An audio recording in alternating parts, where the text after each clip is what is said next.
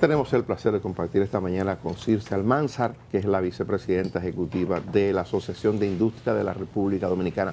Buenos días, bienvenida. Gracias, un placer estar con ustedes. Mire, la Asociación de Industria fue de los sectores que en principio se oponía o hacía observaciones puntuales al proyecto del Ejecutivo para arancel o no arancel a una cantidad de 67 productos para importación. Aparentemente hubo una modificación y el asunto se acordó y el proyecto está a punto ya de convertirse en ley prácticamente. Le pregunto al día de hoy, ¿lo que está ocurriendo es exactamente lo que se convino con ustedes? Mire, hay situaciones en las cuales en un país, en un gobierno, las autoridades toman decisiones.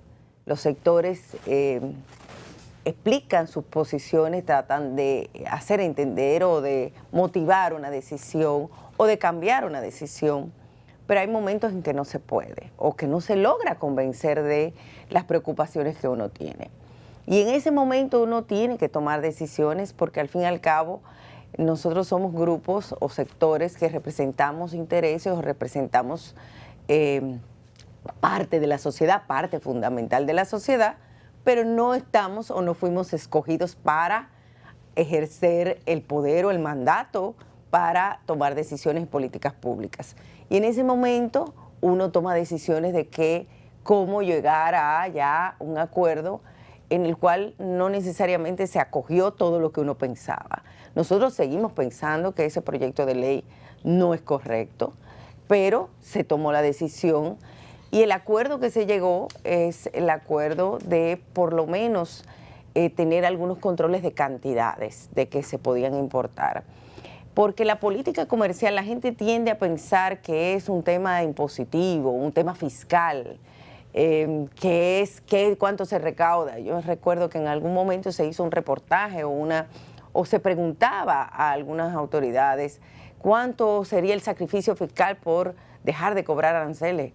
Es muy poco, claro está, porque el arancel precisamente lo que hace es tú resguardar a un sector productivo y por eso se evita una importación en un momento determinado. O sea, tú lo que haces es que lo estableces como una medida de fortalecimiento de tus sectores productivos. Y eso es lo que se llama política comercial y todos los países lo tienen.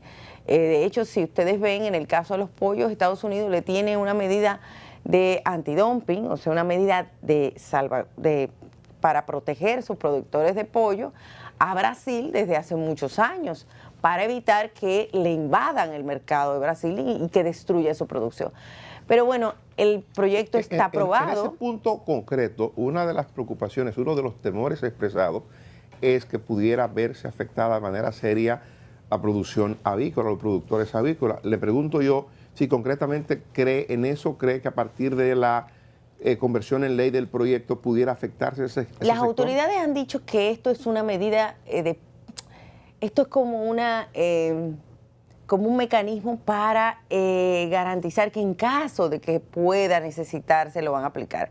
Esa es parte importante de la modificación de la ley que se hizo. Ya no sería automático, sino que ellos se intervendrían y ellos han dado muestras de que realmente esto es como una especie de protección o de paraguas en caso de desabastecimiento o en caso de que haya una subida, un alza importante. Los mecanismos todavía se van a tener que definir. Yo creo que en el fondo lo más importante es que cuando tú tienes una situación como esta, tú tienes que mantener el diálogo. Mantener un diálogo con las autoridades para que todo lo que se vaya a hacer sea para beneficio del país.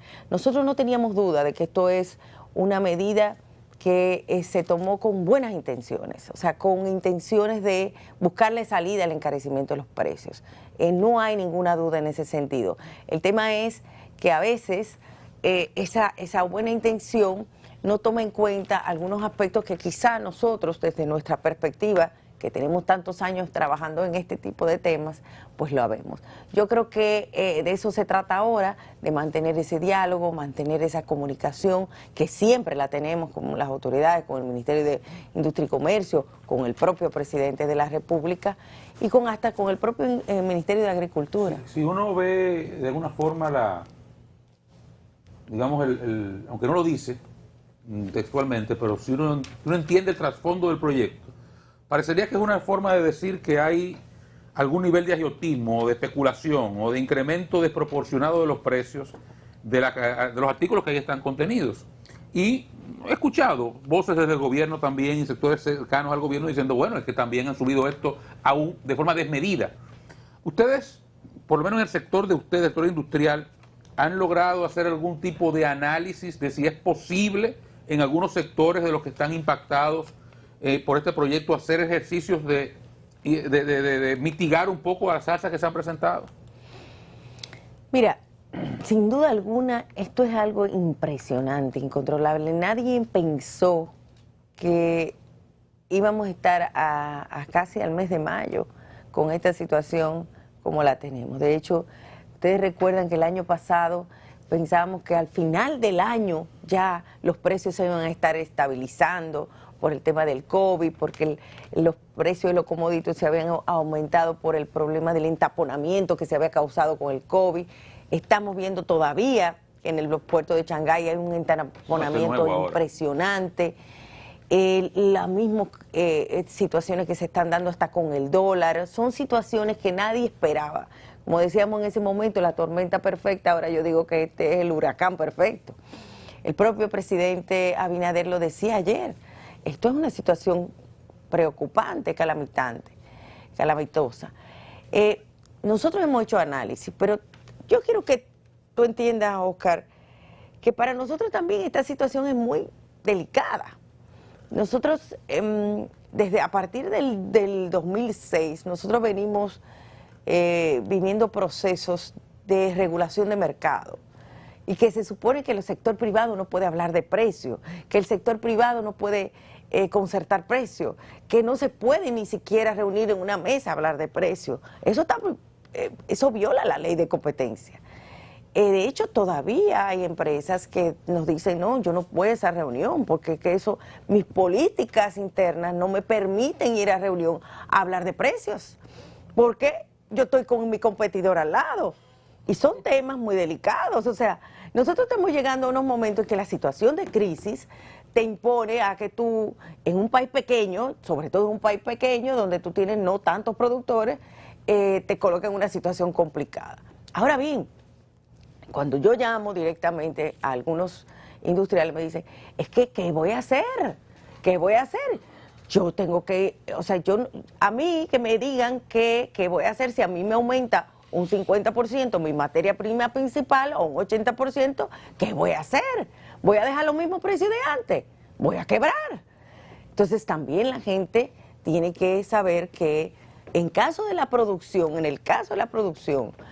tú tienes que, no hay forma de que tú no puedas traspasar los precios porque tú estás produciendo sobre la base de un costo. Entonces tú quizás puedes aguantar con precios antes de abastecimiento, que muchas empresas lo que hacen es que va a subir, aunque tengan su inventario lleno, y va a subir para cubrirse y no descapitalizarse, suben el precio a como van a comprar el insumo. Quizá eso se puede hacer, pero eso no se puede hacer todos los días, porque tú te descapitalizas. Va a llegar un momento en que la empresa, la industria, no va a poder subsistir. Entonces, el tema es que los niveles de precios no han ido cediendo. ¿Y hay alguna posibilidad, Circe, de que el gobierno le dé algún apoyo puntual a los industriales de forma tal que algunos sectores lo pidieron también, que fuera no una importación directa de productos terminados, sino apoyo a los industriales para mitigar también esos... Y lo ha estado haciendo, lo hizo con el trigo, lo hizo con los fertilizantes. Los fertilizantes son, de hecho, los fertilizantes han estado en una situación muy, muy preocupante, porque el principal productor de uno de las materias primas más importantes de los fertilizantes es Rusia. Y Rusia prácticamente está cerrado sus puertos, no hay un flujo de comercio. En el caso también del trigo, los cereales, estamos hablando de que el 40% de esa producción viene de Rusia y Ucrania. Todo esto afecta a todos los países. Ahora bien, nosotros, que si bien es una buena medida tú subsidiar algún tipo de material, de materias primas, lo más importante es hacerle el subsidio al consumidor. La gente habla y vamos a cambiar el mecanismo de cobro de aranceles para que no se ponga el precio del flete. Cuando nosotros vemos ahí el impacto para el consumidor con menos poder adquisitivo, es mínimo porque todas las materias primas no tienen arancel. La mayoría de las materias primas no tienen arancel. Entonces el flete no le impacta. Entonces tú tomas una medida en que en realidad lo que va a afectar o va a impactar positivamente es a la clase alta, a la clase media alta. Entonces por eso es que los programas de subsidio o de ayuda más efectivos son los que se focalizan al que realmente lo necesita. Porque cuando tú tienes subsidios generalizados, entonces lo que tiende es a favorecer a los que más pueden. Sí, cafecito Santo Domingo para usted. Económica, eso es mío, eso es mío. Eso es suyo. En teoría económica, sí, eso es un ABC, lo que tú acabas de decir, eso es así. Ahora, en una sociedad de clase media es difícil gobernarla con ese criterio. Y es una sociedad de clase media. Sí. Y la clase media está al grito igualito que las clases más vulnerables. Por eso, en el caso de los combustibles, es una medida que yo entiendo que la gente dice, no, mejor darle un subsidio de un bono combustible a la gente más, pero a la clase media le impacta mucho. Ahora, los alimentos ya de primera necesidad es más difícil porque al fin y al cabo tú lo que estás ese sí es una necesidad muy, muy importante para los más desposeídos. Y en un país donde no hay tantos recursos económicos, es muy cuesta arriba tú hacerlo de manera abierta. Bueno. Pero sí, de que los subsidios a los productores no está mal, no está mal. Digamos, ese es el tema, esa es la preocupación del gobierno con ese sector de la población que entiende que tiene que aliviar de alguna manera, y una de las formas es esto, con este proyecto. Pero ahora, desde el punto de vista del sector industrial, ustedes como sector, reuniéndose como sector para plantearse el esquema que tenemos hoy, lo que pasa en el mundo, ¿cómo lo ven? ¿Cuál es el nivel de impacto que usted está teniendo como ustedes como sector específicamente? En el caso de los incrementos de precios, pero es que es impresionante, o sea, las empresas no han podido ni siquiera planificar su año. O sea, para una empresa, imagínense ustedes que tienen sus empresas de servicios, que tú no tengas claro cómo van a ser tus costos de producción, ya sea de contratación de personal, ya sea que te van variando toda la semana, todos los días, inclusive nosotros tenemos unos cortes que me gustaría mandárselo toda la semana.